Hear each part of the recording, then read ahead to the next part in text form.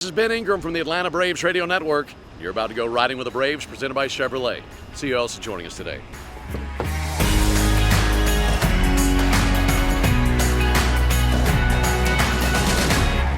Riding with the Braves, and today we're joined by Vaughn Grissom, and we are inside a Chevy Camaro, so I'm going to do my best not to get pulled over while we're on this ride today. It's a pretty good little ride for us, isn't it? Yeah, it is. Really nice. I like the car. It's like a little spaceship. It is. We'll have to flip the top back at some point, because I know we at least got to ride with the top down at some point. But, man, this has got to be like a whirlwind for you this last month, right? I mean, a month ago you were at AA. Probably had no idea you're going to be doing this. 2 months ago I was in high A. Yeah. No, it was crazy, though, yeah. It's been, like you said, it's been a whirlwind. Just kind of been taking up and just riding along with it. You know, that's the thing with the minor leagues, is you know that you could be one injury away from getting an opportunity. So take me through the night you got the call, what that whole thing was like, and who your first phone call was once you found out.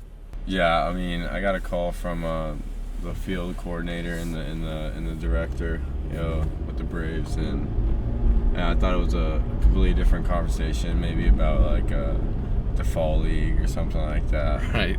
They told me, and I honestly I didn't know the Braves were in Boston, and so they're just like, "You have any plans on going to Boston?" And I'm like, "No." What do you mean? They're like, "What are you talking about?" And he's just like, "Do you know who's in Boston?"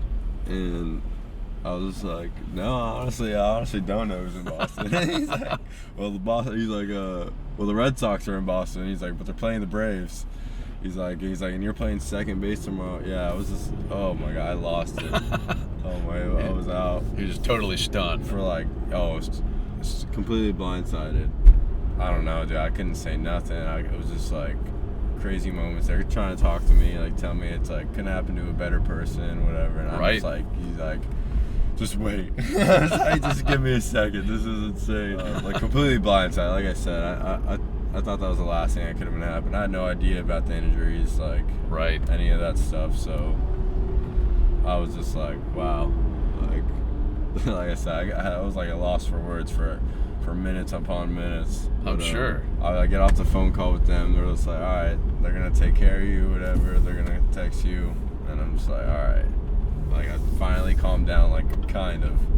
And so I called my dad. And I called my mom, and then I called my girlfriend, but I just made sure I called my dad first, just because during the travel ball and stuff, like he was always the one doing stuff. Like we were always making it to every tournament, and you know that stuff was hard. Yeah, and they were still in Florida. Yeah, they were in Florida still. And like the first thing, my dad didn't even believe me at first either. And, like he was just like, nah.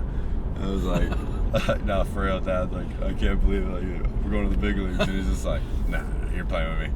And I was like, no, for real. Like, I got to convince him. He's like, oh my gosh. Then he was just like, oh my gosh.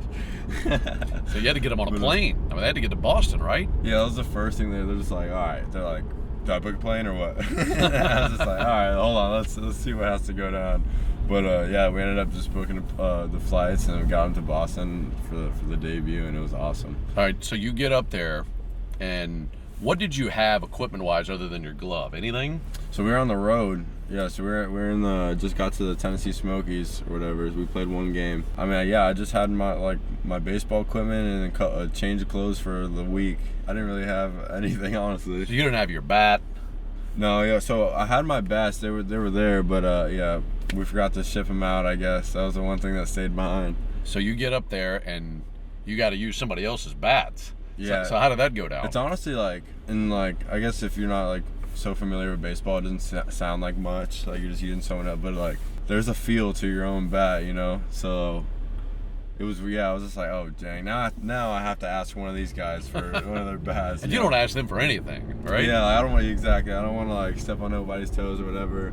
And Ozuna just was like, here, like just look at this, like whoever's bat you like, whatever. He's like, I'll get them one. I was like, all right. And I look, and I'm just like, I still don't want to take anyone's bat. And like, still, like, you're going this, I'm just like, dude, hopefully my bats come before the game, whatever. I don't want to bother these guys. And then he was just like, I was looking for a 34-31. And then Ozuna was like, here, look at this one. I take it, it's Riley's, like, brand new, like, out of the plastic. I'm like, dang. Like, I don't know if I want to do this to Riley like that. Like, this is brand new. And he's just like, oh, he has plenty. Like, whatever, he has plenty. And so I swung it, felt nice. I was just like, well, I'm not going to be too picky, obviously, either. So yeah, I'm just going to use this. And then, yeah, I had a little thump in it. Yeah, you did. Well, you hit a home run, which I'm sure you're still floating thinking about that. You hit a home run at Fenway Park.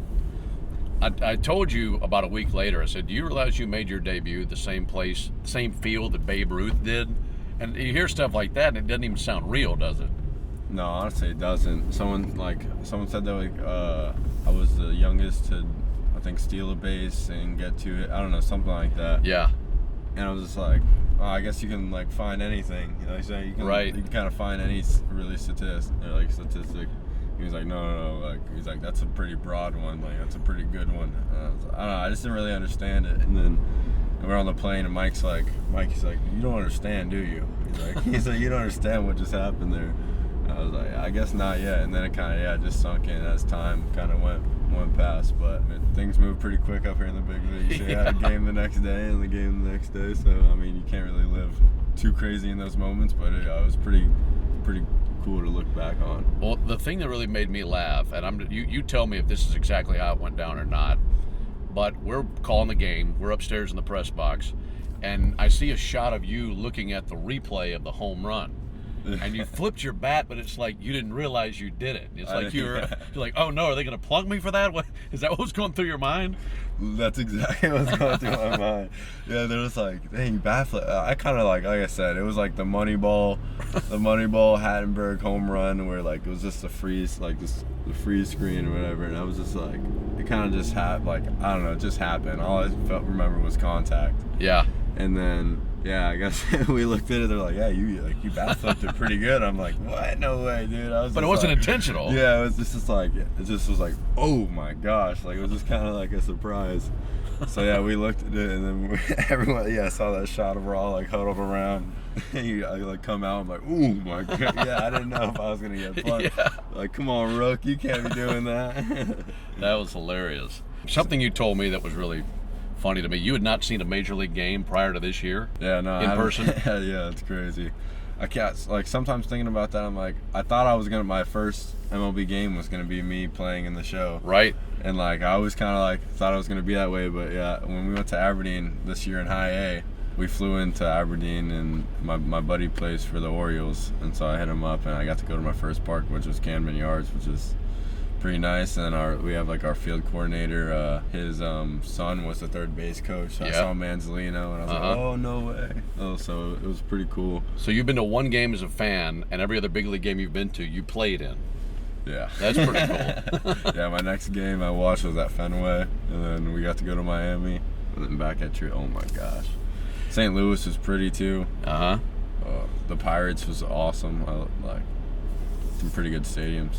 What's it like going from the minor leagues to the big leagues from the standpoint of you get here and there are shifts and you got Dansby telling you we're going to do this, we're going to do that. How much of that were you ready for, and how much of that are elements that you guys would also use in the minor league level? So in the minors right now, there's like a bunch of different rules, like with the clock and like the shift, like you said. Mm-hmm. We can't like go past second base. Honestly, I mean, we had played baseball the other way, you know, right, my whole life, so it wasn't too crazy. And especially like playing with Dansby and like Olsen and Riley, like at first they were like really like honed in on like just helping me out. So like whatever situation came up, whoever was on, out, you know, situation like that, he just didn't even let me like try to figure it out. He's just like, hey, like, you'll whistle at me and tell me like 2 this way, you're straight, that's right there, or like something like that, you know. Right. But Dansby's like a general out there. Like he's the best captain I can imagine that you could play with, just with how in control he is of everything that's going on, like his knowledge for the game. Like it's been, I mean, he's made it very easy on me.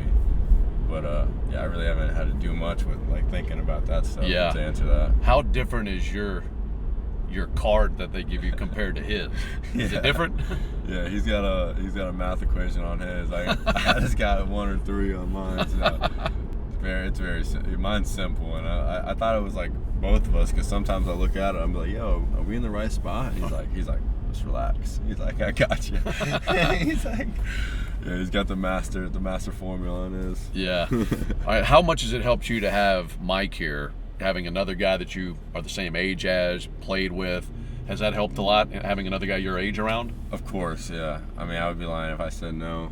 He's very comfortable. I hope I've done the same for him too, honestly. But yeah, I think just getting here and just having someone familiar with. Like, I think the first time, like I said, I only had one change of clothes or one for the week, and so I was just like, all right, Mike. Like, did he take you shopping? No, he didn't take me shopping. I went shopping. I was just like, you just kind of tell me what flies and what doesn't around here. Yeah.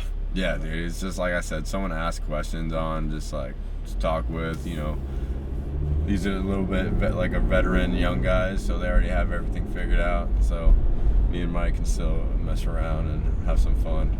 We dropping the top? I think we're about to drop the top. I think it was. You want to drop the top? Yeah. All right. Growing up in Florida, who are some of the other guys that you looked up to and kind of modeled your game after? So I got to watch it was either the Braves or the Rays, and a lot of times it was the Rays. So I wasn't by any means a Rays fan. I didn't really, you know. Sure. Like I said, that was the closest stadium to me. I could have gone and seen a game, but yeah, my first one was at Camden Yards. You know. Right. I used to love watching Ben Zobrist. Honestly, yeah, because he was just a fun player to watch. You know, he could do it all. James Loney. He could. I love the way he hit. Kemp when he came through.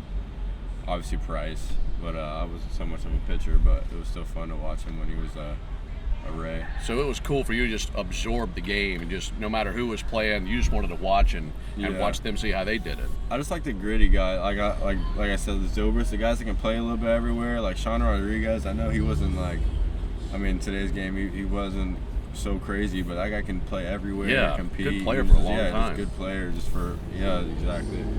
Just a steady guy. Guys like that stay around, obviously. Do you think do it all? Do you think the biggest challenge is being steady in this game? Oh, I think there's a lot of players that are just. I mean, of course you want to play this one position, but things happen and it's useful. My mom always used to say just be able to play everywhere just in case, you know. Yeah. You never know what could happen. Just like now. Yeah, just whatever's going on. Yeah, I think it's always been useful. I've always kept it in my back pocket. Yeah, who knows what I have to do with it in the future. So coming up, were you always a shortstop? Yeah, always. Actually, in the minors, I first started so I played shortstop every single day my first year, and then I went to the alternate site. There was a catcher. I was playing third and short, and then there was a catcher playing second, and it was just I was like, hey man, so let me play second. I can play second. Yeah. So I started playing second there, and I had a pretty good day the first day, with the flips and the fees and the different things going on. So it was kind of third and second, okay, DJ Mayhew-ish, whatever. My first full season, I played third and second, and then it was one day at short, and then all of a sudden it was just shortstop every single day. Okay. Again. So the good news about that is you play shortstop. You can play everything. Yeah, so I was always familiar with it because in high school I kind of did the same thing. In travel ball, everyone was a shortstop. So for the weekend, I was like, if you want to play, go play second or third, right. Or if we really need someone, we got how it goes. Sometimes the right fielder will come in to pitch. I'm like, all right, I'll go to outfield if we're missing a guy. It doesn't matter. I just whatever to get on the field. Yeah. I don't really mind playing baseball. Yeah. So yeah, we did that, and then I was a shortstop the whole time, and then it was shortstop and one day at second, and then it was just moving me around. I guess one day a week, maybe one every 2 weeks I would play somewhere else. But like I said, man, I love the different looks. Yeah. If they asked me to play center, I would be like, all right, Mike, scoot over. Yeah. Well, man, it's worked out really well. It's been a lot of fun to watch you and to see your career in the early days of your career, and a lot of fun to have you with us today, man. Thanks so much for joining us. I appreciate it so much, man. You got it. It's been a blessing.